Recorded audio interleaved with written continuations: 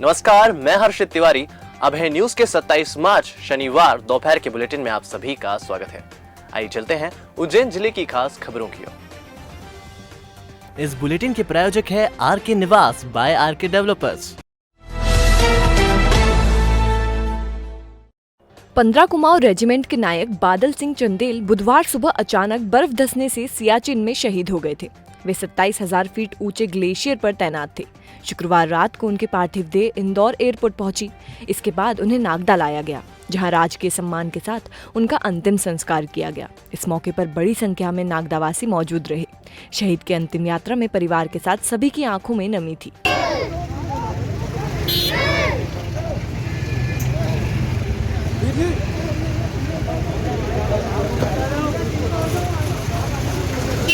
उज्जैन जिले के नागदा निवासी शहीद बादल सिंह चंदेल के परिवार में उनके माता पिता, पत्नी और 3.5 साल का बेटा है। उनकी शहादत से पूरे शहर में शौक का माहौल है। चंदेल वर्ष 18 जून 2004 में आर्मी में भर्ती हुए थे।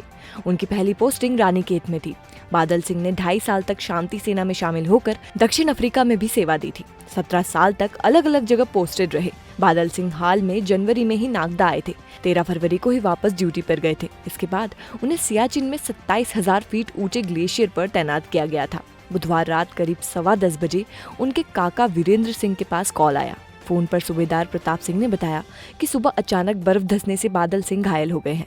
उन्हें सियाचिन चौकी से नीचे लाया गया, जहां उन्होंने दम तोड़ दिया।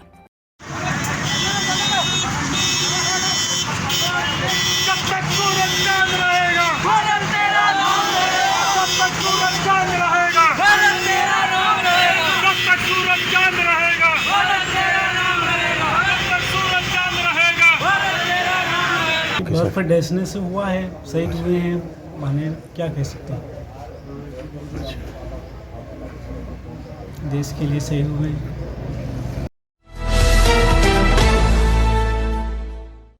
नागदा बाईपास पर जीवनखेड़ी सेवरखेड़ी जमीन को आवासीय किए जाने के मास्टर प्लान के विरोध में कांग्रेस ने भी मोर्चा खोल दिया है। शनिवार को राव विधायक और पूर्व मंत्री जीतू पटवारी, घटिया विधायक रामलाल मालवीय, तराना विधायक महेश परमार सहित अन्य कांग्रेसियों ने प्रेस वार्ता लेकर विरोध दर्ज करवाया।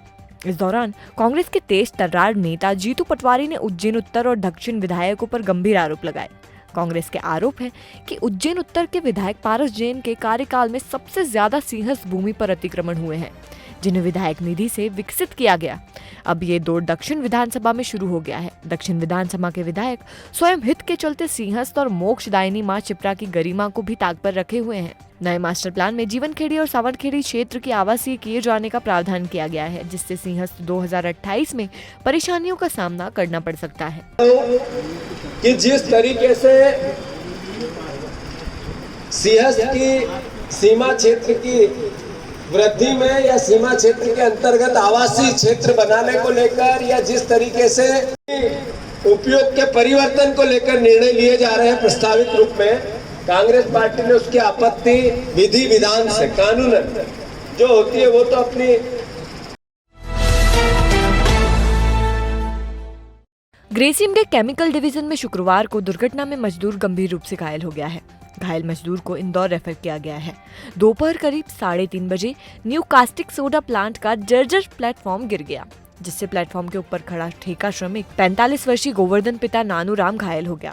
तकरीबन 10 से 12 फीट की ऊंचाई से गोवर्धन प्लेटफॉर्म सहित नीचे गिरा था। इस वजह से उसके सिर पर गहरी चोट आई है। गोवर्धन की स्थिति गंभीर होने पर उसे इंदौर रेफर किया गया है। बता दें कि दुर्घटना के पहले केमिकल डिवीजन के परिसर में एक मॉक ड्रिल आयोजित की गई थी। दोपहर को ही नेशनल डिजास्टर रिस्पांस फोर्स के संयुक्त तत्वावधान में केमिकल डिवीजन परिसर में एक मॉक ड्रिल अभ्यास किया गया था, जिसका उद्देश्य भविष्य में होने वाली आपातकालीन दुर्घटनाओं की रोकथाम की व्यवस्था करना था। ये mock drill Coronil gas leakage पर आधारित थी, लेकिन मॉक ड्रिल के बाद ही दुर्घटना में मजदूर गंभीर रूप से घायल हो गया।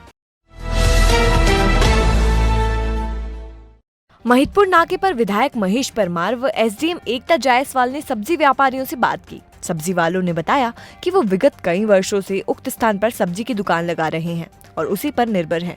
दुकान यहां से हटाए जाने पे वे फिर से बेरोजगार हो जाएंगे। सब्जी मंडी में दुकानों की लंबाई भी कम है। इतने सारे दुकानदार उक्त स्थान पर कैसे आ पाएंगे? सब्जी व्यापारियों के साथ फल फ्रूट विक्रेता भी इस बैठक में शामिल हुए थे, जिसमें एसडीएम एकता जायसवाल ने सब्जी वालों को हिदायत दी थी कि वे नवनिर्मित सब्जी मंडी में आगामी आदेश तक व्यापार करें। यहाँ आपके लिए सब व्यवस्था नगर परिषद करेगी तथा फल फ्रूट वाले भी अपनी जगह पर रहें, पास ठेले ना लगाएं और दूरी का पालन करें तथा मास्क और सैनिटाइजर का भी उपयोग करें तथा नगर में अतिक्रमण व ट्रैफिक जाम जैसी स्थिति निर्मित ना होने दें। करोगे कि क्या करना है? सब्जी मार्केट मैंने नहीं बनाया, पहले से बना है। इतना बड़ा नहीं बना था, हमने भी देखा है। इतना बड़ा मार्केट नहीं बना था जो पुराना था। पुराना मार्केट तो देख लिए कितनी बाई कितने की दुकान बनी थी। इसकी सफाई की बात करो, लाइट की बात करो, वो सब हम करवाएंगे। 25 चीजें आपको मिलेगी। मेरे साथ में मेरी मम्मी दुकान पे बैठती है, वो बाथरूम कहाँ जाएगी? अपने को भी करना पड़ेगा। तुम बोल दोगे ऐसा नहीं ऐसा, तो फिर वो तो थोड़ा 19 तो चलना पड़ेगा अपने। क्यों दीदी मेरी बात सुनिए, जो लॉकडाउन में जगह नहीं मिली है, मैडम जो शुरू से दुकान लगा रहे उनको दुकान नहीं मिली है, जो अभी चलते हुए उनको दुकान मिल रही है। अब हम कहाँ जाएंगे?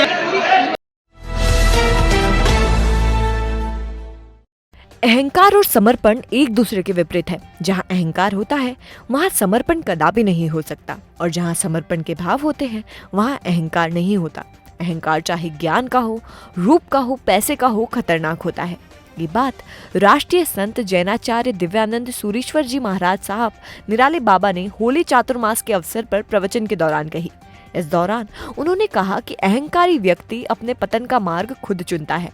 इंसान खुद की प्रशंसा और अहंकार को त्याग दे तो वो परम सुख की अनुभूति प्राप्त कर लोगों को खुशियां देने का काम करता है। सुबह 9 बजे श्री दिव्यानंद सूरीश्वर जी महाराज का मंगल प्रवेश उन्हेल के पुराने बस स्टैंड से हुआ। वे नगर के प्रमुख मार्गों से होते हुए कामित पूरन पार्श्वनाथ जैन मंदिर पहुंचे। शोभा यात्रा के दौरान रास्ते में जवाहर जैन कारोंदिया वाले के निवास स्थान पर उनके स्वर्गवास हो जाने पर संवेदना प्रकट की व सभी पारिवारिक जनों को मंगल पाठ सुनाया।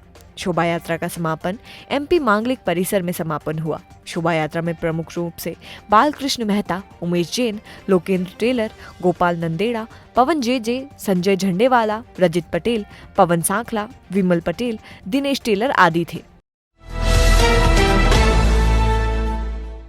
देवास में कोरोना टीकाकरण को लेकर सेंटर अलग अलग क्षेत्रों में खोले गए हैं। वहीं एमजी हॉस्पिटल में भी कोरोना टीकाकरण किया जा रहा है। एमजी अस्पताल में भीड़ अधिक होने के चलते कई बार लोगों को टीका लगवाने के लिए घंटों इंतजार करना पड़ता है। इधर शहर से दूर स्थित आवास नगर में कोरोना सेंटर की मांग को लेकर भाजपा जिला प्रवक्ता शंभू अग्रवाल सहित एक प्रतिनिधि मंडल सीएमएचओ एमपी शर्मा से मिला और वैक्सीनेशन सेंटर खोलने की मांग की, जिसको लेकर सीएमएचओ ने निगमायुक्त से चर्चा करने के बाद जल्द कोरोना सेंटर खोलने का आश्वासन दिया। वहीं प्रतिमंडल ने मोहल्ला क्लिनिक खोलने को लेकर भी सीएमएचओ एमपी शर्मा से निवेदन किया। प्रतिनिधि मंडल ने बताया कि आवास नगर में कुमार गंधर्व सामुदायिक भवन जो वर्तमान में खाली है और इस जगह पर कोरोना सेंटर और मोहल्ला क्लिनिक शुरू किया जा सकता है। इस पर सीएमएचओ ने मोहल्ला क्लिनिक और वैक्सीनेशन सेंटर जल्द खुलवाने का आश्वासन प्रतिनिधि मंडल को दिया।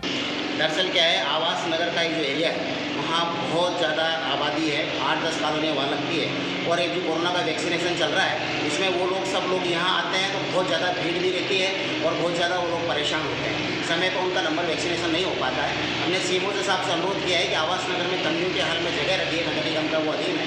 हम चाह रहे हैं कि वहाँ वैक्सीनेशन सेंटर बनाया जाए ताकि उस एरिए के जितने भी बुजुर्ग लोग हैं 60 वर्ष से ऊपर, अब तो 45 के ऊपर भी जो वैक्सीनेशन चालू होना है उनको वहाँ लाभ मिल सके। वहाँ का एरिया हमारे जमुना नगर, आवास नगर, बजरंगबली नगर, मधुबन कॉलोनी, बामन केला, बिलावली, रविदास नगर, जेतपुरा, तुलजा विहार, न्यू देवास, शिवराज कॉलोनी, धाकड़ कॉलोनी, ये सारा कम से कम 12 से 15 कॉलोनियाँ वहाँ आसपास लगती है। अगर वैक्सीनेशन सेंटर वहाँ खुल जाएगा तो इन सब कॉलोनी के रहवासियों को लाभ मिलता है। प्रतिनिधि आवास नगर से मेरे पास आए हुए थे। उनका उद्देश्य जो है, जो शासन द्वारा 45 साल से ऊपर के लोगों को वैक्सीनेशन किया जाना है सभी लोगों का, उसके लिए उनका एक आग्रह था कि हमारे आवास नगर में ही अगर एक सेंटर खोल दिया जाए तो वहीं के लोगों को वहीं पर वैक्सीनेशन हो जाएगा और यहाँ पर एमजी तक नहीं आना पड़ेगा। उनको सुझाव बहुत अच्छा है और हमको भी ठीक लगा कि जो व्यक्ति जिस एरिया में रह रहा है अगर पास में हमें सेंटर हम बना देते हैं तो आम पब्लिक को इतनी दूर वहाँ से नहीं आना पड़ेगा और वैक्सीनेशन वहीं पर हो जाएगा। महिदपुर तहसील के ग्राम पंचायत गोगापुर में भाजपा नेताओं ने शासन की योजनाओं से लाभान्वित हुए हितग्राहियों का सम्मान किया। साथ ही ग्रामीण क्षेत्रों में जिन लोगों को शासन की योजना का लाभ नहीं मिल पाया है, उनकी सूची बनाकर उन्हें भी योजनाओं का लाभ दिलवाने का आश्वासन दिया है। भाजपा मंडल अध्यक्ष संदीप व्यास ने शनिवार को जानकारी देते हुए बताया कि प्रदेश सरकार द्वारा हर वर्ग के लिए बेहतर कार्य किया जा रहा है। ऐसे में जिन लोगों को शासन की योजनाओं का लाभ मिला है, उन्हें सम्मानित भी किया गया है। इस दौरान बड़ी संख्या में भाजपा नेता मौजूद रहे। बारे में थोड़ा सा विस्तृत से बताएं। देखिए, माननीय मुख्यमंत्री शिवराज सिंह जी चौहान के आह्वान पर मध्य प्रदेश सरकार में एक वर्ष बनने के हो गए हैं सरकार के हमारी। उसमें हमारे जो सरकार के द्वारा लाभान्वित हुए हैं लोग, उनका आज मध्य प्रदेश के सभी पंचायतों में स्वागत सम्मान हुआ है। उसी तरह महिदपुर विधानसभा के अंतर्गत महिदपुर रोड मंडल में भी सभी पंचायतों में हितग्राहियों का, लाभार्थियों का सम्मान किया गया। हमारा इसमें एक उद्देश्य है, हमारे मन का एक, हमारे माननीय शिवराज सिंह जी का कहना है कि अंत्योदय हमारा लक्ष्य है, अंतिम व्यक्ति का उदय। जब तक हमारी शासन की योजना अंतिम व्यक्ति तक नहीं पहुंचेगी, तब तक हमारा सरकार में रहना सार्थक नहीं है। और उसी तारतम्य में आज हमने जो हमारे लाभान्वित लोग हैं, उन्हें हमने और गर्व महसूस कराया है, उनका स्वागत करके, उनका सम्मान करा के उन्हें महसूस हो कि हम इस सरकार में हिस्से हैं और हमारे क्षेत्र के लोकप्रिय विधायक बहादुर सिंह जी चौहान उस सरकार का हिस्सा है जिस सरकार का नेतृत्व माननीय शिवराज सिंह चौहान कर रहे हैं। तो दोनों हमारे विधायक जी और हमारे मुख्यमंत्री जी दोनों इस क्षेत्र का नेतृत्व कर रहे हैं। तो उनके माध्यम से जितने लाभार्थी हैं उन सबका आज हमने सम्मान श्रीफल के माध्यम से सम्मान किया गया है। तो आपने देखी उज्जैन जिले की खास खबरें। आपको हमारा बुलेटिन कैसा लगा, इसका फीडबैक कमेंट सेक्शन में जरूर दीजिएगा। कल फिर मिलेंगे नए बुलेटिन के साथ। नमस्कार।